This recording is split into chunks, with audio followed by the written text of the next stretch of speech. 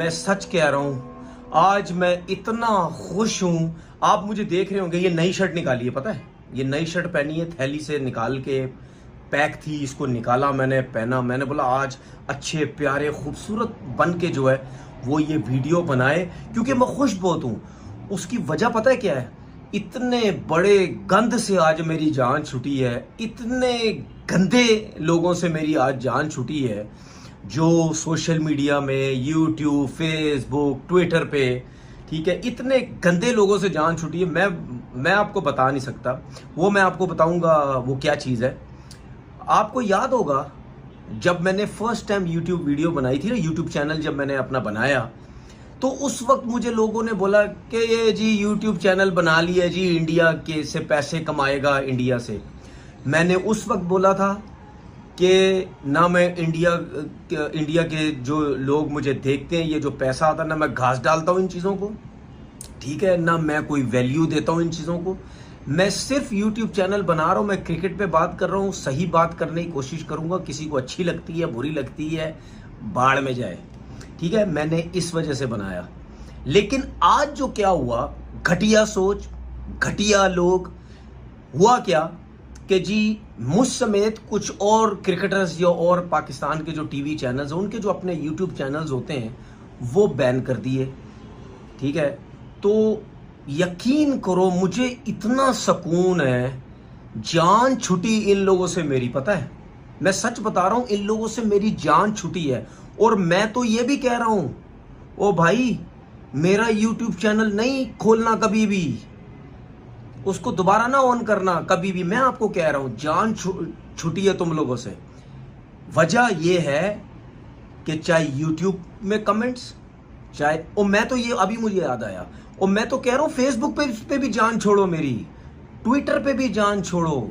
क्योंकि उसकी वजह यह है कि इंडिया की तरफ से जो कमेंट्स आते हैं वो इतने घटिया गंदे कमेंट्स आते हैं, जिसकी वजह से मैं ये सोचता था कि इतने गंदे घटिया लोग मैसेजेस करते हैं, इनके अलावा कोई ऐसी कंट्री के लोग जो हैं वो मैसेजेस नहीं किया करते। हमला किया और उस हमले का नाम रखा ऑपरेशन सिंदूर।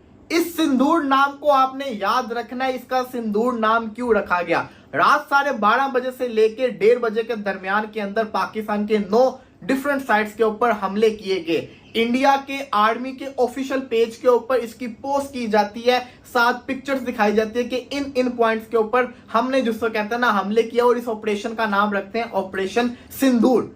यहां पे आपने एक चीज नोट करनी है, वो एक चीज ये है कि उनका मीडिया, उनकी गवर्नमेंट, उनके फैंस, उनके एक्टर, उनके खिलाड़ी, हर बंदे ने जो उन्होंने कहा उस चीज को माना और सोशल मीडिया के ऊपर क्या किया, पोस्ट की। ये चीज क्या दिखा रही है कि वो अपनी आर्मी के पीछे खड़े हुए हैं। यहां पे पाकिस्तानी अवाम से मेरी गुजारिश है कि अब जिसको कहते हैं सारे डिफरेंसेस साइड पे कर दीजिए, हर चीज एक साइड पे कर दीजिए। जो आपकी आर्मी कहे, आर्मी के पीछे लब्बैक कहें, आर्मी के साथ खड़े रहें और आर्मी को सपोर्ट करें।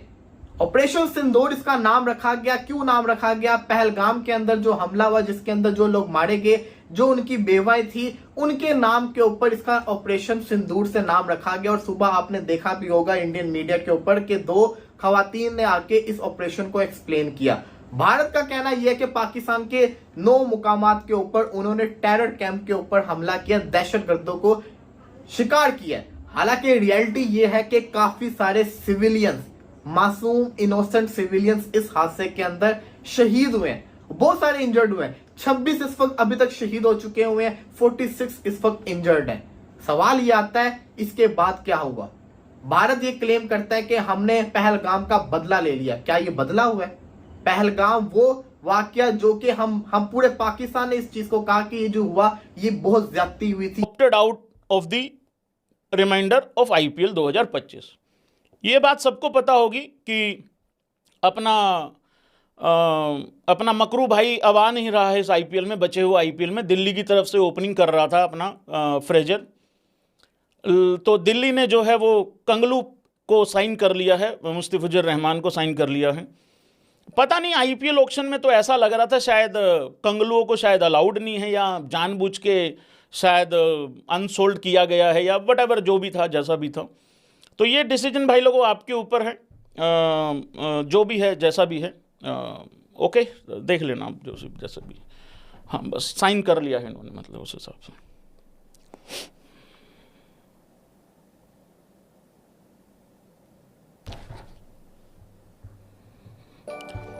Punjabi fans in the house guys, यूं करना है एक बार सारे भाई लोग मिलके। पंजाब किंग्स को लेके अपडेट चल रही हैं, आ रही हैं। मैं रोज ये बात करनी पड़ेगी अपने को, कल भी वैसे मैं आ ही जाऊंगा, कल भी क्या ही छुट्टी करनी, कल भी परसों भी हमें ये बात करनी पड़ेगी। जो जो आ रही हैं उनको लेके बात कर लेते हैं, ठीक है। भाई लोगों, अपना मार्को यंसन भाई तो कह रहा है कि भाई देखो ऐसा है, मैं तो प्रीतों की झोली में खुशियां भर के हटूंगा चाहे जो मर्जी हो जाए। देखो भाई, जो भी पंजाब किंग्स की तरफ से खेलने के लिए मना कर रहा है उसको हमारी मालकिन, हमारी प्रीतों की हाय लगेगी सीधी। और अगर कोई चाहता है कि हमारी मालकिन की खुशियां झोली खुशियों से भर दे, खुशियों से झोली, झोली में खुशियां, झोली में खुशियां भर दे, तो वो आ सकता है, वेलकम है उसका। रिकी पॉन्टिंग अपनी पूरी जोर जबरदस्ती कर रहा है इस टाइम पे।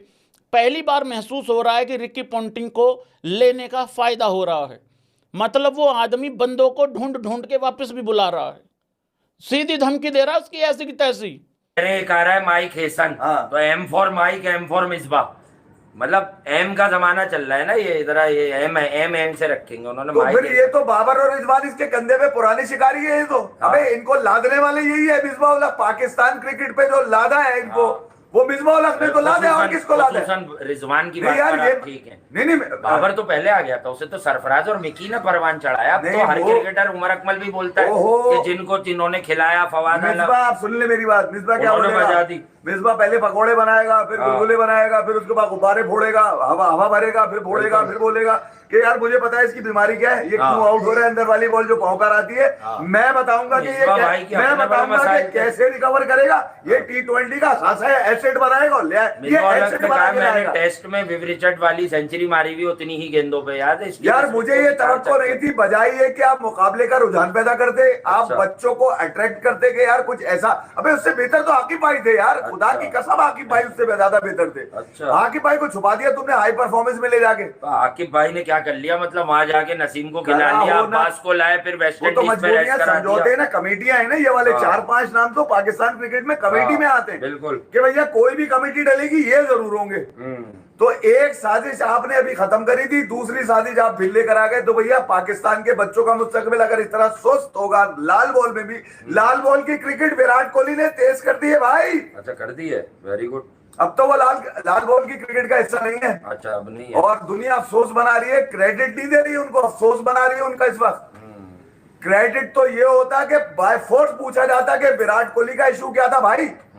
विराट कोहली की इतनी खामोशी की रिटायरमेंट का इशू क्या था, क्या वजह थी? सिचुएशन का फायदा उठा के कुछ ना बोला कि यही रोहित शर्मा के साथ हुआ, यही MSD के साथ हुआ, धोनी के साथ। ये कमाल है यार, आपने इतनी आसानी से गला दबा दिया उसका, आवाज भी नहीं निकली उसकी। बेगम बच्चों को लेकर